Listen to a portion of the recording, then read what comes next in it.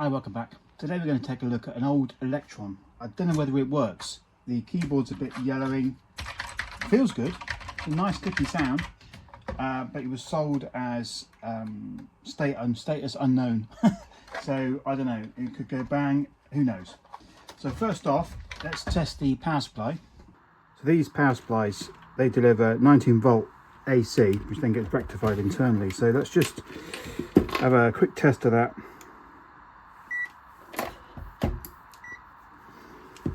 Okay, I think that's on.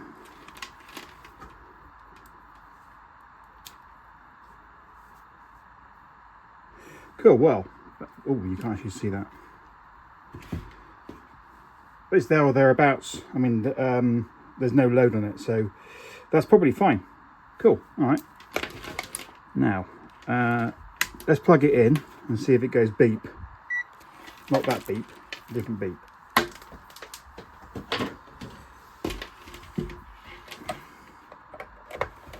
There's an internal speaker. Hey, well, that goes beep. That's a nice beep. Okay, the monitor is attached, so let's fire it up and see what happens. Yeah, I was pretty confident that was going to work because the nature of that beep, I've never seen. If it beeps, usually you're kind of okay.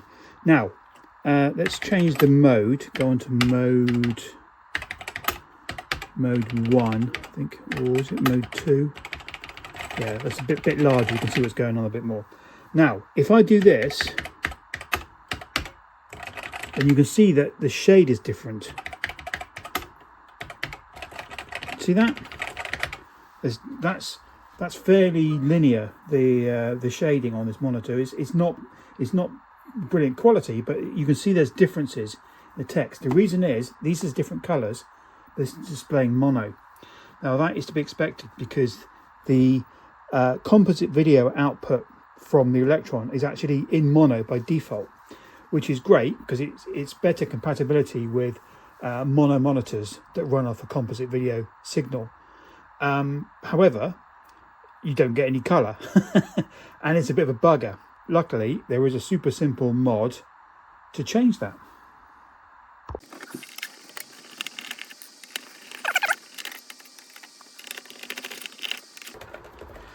Reflecting on this machine, it's interesting because the Electron is still quite a capable box. It's essentially a BBC Micro without much in the way of expansion.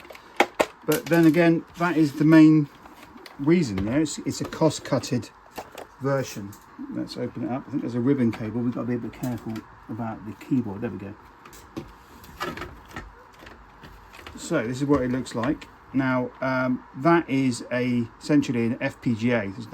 It's old school, but that's essentially all of the gubbins goes on in there. That acts as glue logic, as everything. I mean, it's very, very dense. If you look at that, there's not much. The IC count for this compared to the BBC B, A or B, or Master is just ludicrous. It really is. Okay, so here we go. Now, let's have a look in here. Where's my glasses? Right. LKL. Now, I think it's that one. Let me just go and look that up. Get my glasses on. Yeah. I mean, it looks a little corroded. Could do with a bit of maintenance. Just a bit dirty. Okay, so that comes off, which is nice. Ditch that. I need to pull this connector off, and I think it's just edge connector that pulls off from the top. There's no catches. At least I hope that's the case. Let me just double check that. Right, you can get this off, I believe. It's edge connector. Before I do that, so look there, there's not much going on there. There is a link somewhere. I think it might be that one. And let's go deeper into this device. Now, the issue is, so by default it's on mono, and that's fine. Now there's a link here, LK4, which is that one there, okay? That's currently open circuit. If that is closed circuit, it goes colour. So I think the best thing to do is, rather than permanently do that, if I install a jumper cable on there, a jumper. Sorry, I didn't mean to flick the V's at you. A jumper. Then I think that'll be all right. I think that'll work. You may not even need to remove those. It shouldn't take that long, I hope. So let's get these screws out. Get the soldering iron on. Okay.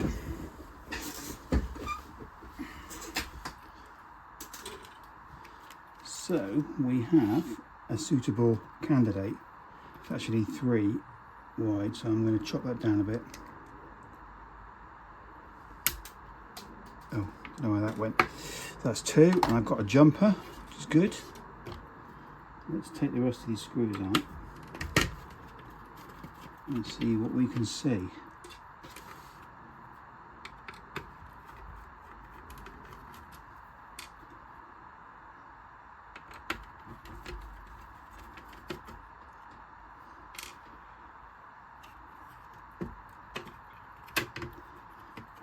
Okay,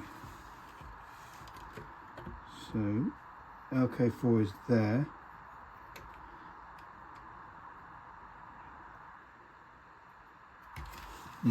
Okay, so maybe the best thing to do is if I melt the solder that's in there, suck it out, and then put new stuff in.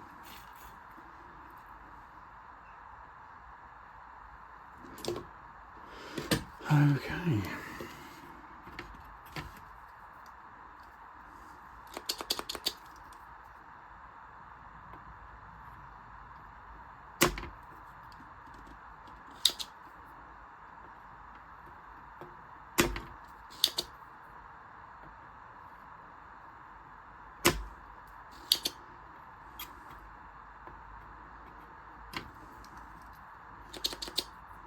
Right, where's my helping hands?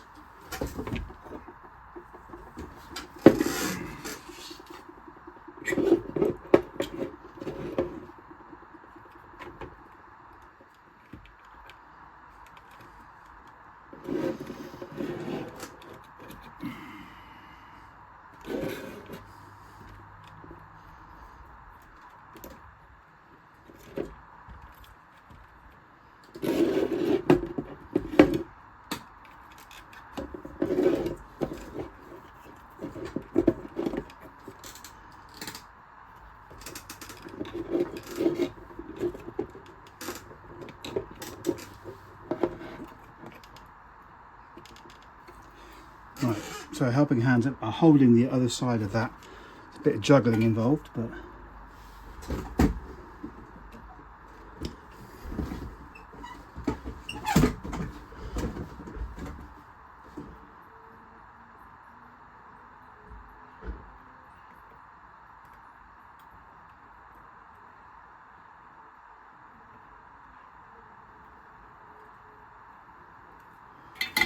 okay. Cool for a second.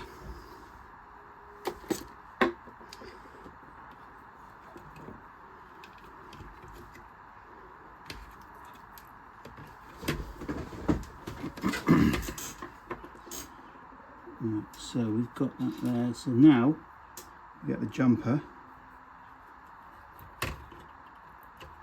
In theory, we now have colour. We will see. That's for another time. Okay, well that sounds good. Let's rig up the crappy monitor again. Let's change the mode. Go to mode 2. Colour 2. Ah, it's green. Hey, cool. Colour 3. Whoops. Colour 3. Bit of yellow. Colour 4, bit of blue.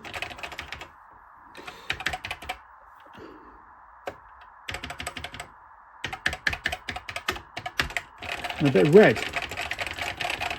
Nice. So that's really cool. Really, really cool. So we've got an Electron where we can easily swap between mono and colour composite. And even though this monitor is a bit worn out, it's it works all right. I think, yeah, you play games on that and it will be absolutely fine. So yeah, that's the right result. Very, very simple upgrade, but it means you haven't got to buy a custom cable with a SCART connector or RGB connector to a DIN socket. I mean, you can make one easily enough, but this works out of the box. Well, do we potentially have an episode of Let's Play Electron? It wasn't planned, but anyway, let's plug it in. Invest Traditions. Hello, welcome back. Today we're going to play Alien Dropout on the Electron, and that's cool. It's by Superior Software. I'm not sure what the date of that is. Apparently I've got loads of quality games available. Can't read any of that. Objective of the game was to shoot the aliens out of their boxes before the boxes fill up. Once full, the aliens fly down relentlessly. Oh my god. Okay, so what is it? Zabler and delete is fire. Well, let's give it a go. Load this sucker. Load. And then we start the tape. The faithful Sanyo strikes again. I love that thing. It's been so reliable, it's ridiculous. I do actually have another Sanyo. Whoa! Guess I should plug it in. Ow, that really hurt my ears. Hang on, let's try that again. That's come out. Oh! Right, as I was saying, I've got another Sanyo to look at, which is this gorgeous thing here. And it looks new. I mean, it's had a few little scuffs, but it just doesn't look used. It's amazing. So we'll see whether it actually works. I really hope it does, because I need a backup for my other Sanyo. A pair of Sanyos. Stereo. Oh, something happened. Continuation. Anyway, you can see that it's got colour, which is great. That was kind of the main thing. Yeah, so the Electron and the BBC, I think, were all fixed at 1200 baud loading, which is not great. It's not quick. I mean, the Oracle I think was 2400. I mean, it's a lot quicker loading games, but then consequently, generally less reliable. So there is that. So hopefully this should work okay. I've got a few other Electron only, well not Electron only, but Electron designed games, because obviously most of the Electron users, they never had a joystick, and the expansion available on that, I mean the Electron +1 interface does give you the 15-pin D joystick port on the back, so that allows for the analog joystick to go on. So that's cool. I mean, you could do that, but they're expensive. They're still expensive. It's weird, because it's Electron's biggest strength because it made it cheaper, but its biggest weakness because you couldn't expand. I think on balance, if Acorn had put a 15-pin D connector for the joystick, it would have been not game changer, but just add a little bit of extra interfacing would have been perfect. I think it would have made it a lot better. I'm still generally stuck with a tape, but the +2 or +3 interface had a 3.5-inch drive on the side. It was amazing. It makes it look like a giant pizza, but you know, that's a really capable machine, but bloody expensive. Okay, anyway, so let's look at Alien Dropout. Do you want the instructions? Okay, is it going to help? Probably not. Yeah, I think we can just start shooting stuff, can't we? Skill level, you know me.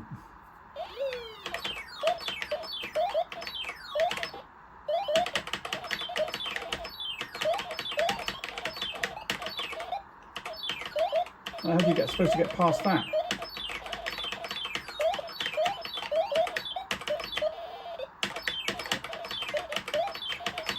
Those ones are filling up badly.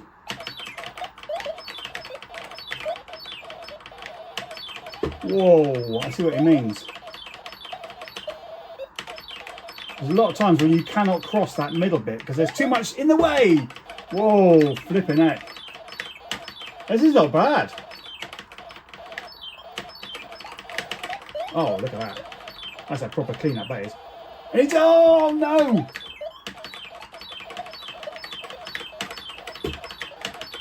Slightly annoying whistling noise from that laser, or missile, whatever the hell it is.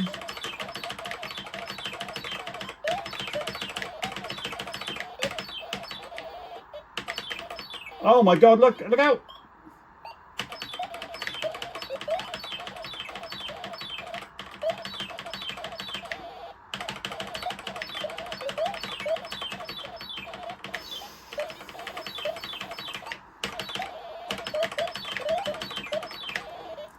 Oh, yes. What happens when you just let them go? Do they fly down then, do they? There he goes. Ah, come on.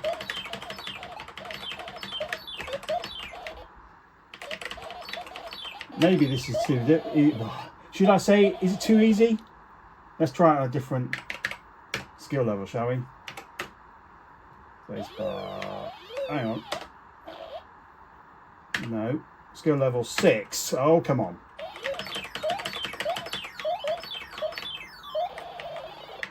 Oh, that was daft. Oh, they're much quicker.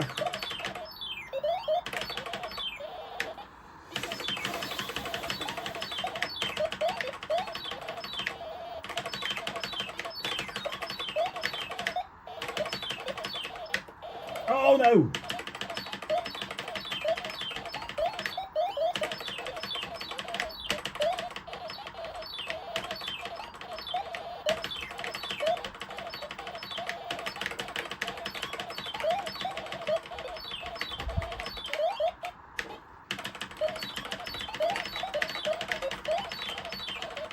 Oh, yeah, come on. Haha, you've been dominated, game.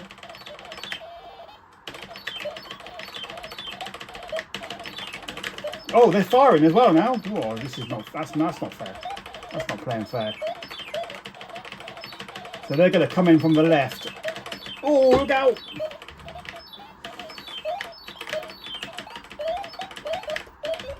Oh, come on. He was destroyed. Oh dear. Okay, 6,480 now. That is not bad. Come on. Oh, he's wiped out my other score. That's a bit rude. So, Alien Dropout. That is actually pretty cool. Yeah. Yeah, I've definitely got a bit of a soft spot for the Electron. It's a nice bit of kit. I think if I'd have had one as a kid, I would have loved it, like I love the Auric. Auric was a bit different though, because it had expansion. It had expansion there, you know, you could plug, I could plug printers into it, which doesn't sound much, but I found that really engaging when I was a kid. That was brilliant. You know, make your own cables, that kind of stuff. If I had a BBC-B, I would have been in my element, because that was, you know, expandable to the nth degree. But with this, you know, they made it a lot cheaper. To be fair, very reliable unit. I've never seen any of these that are well, that's not quite true. I've seen a couple that are not working, but that was mainly the power supplies that were given up, that were dicky. So yeah, no, it's good. It's a good bit of kit. Anyway, I'll see you next time. Cheers.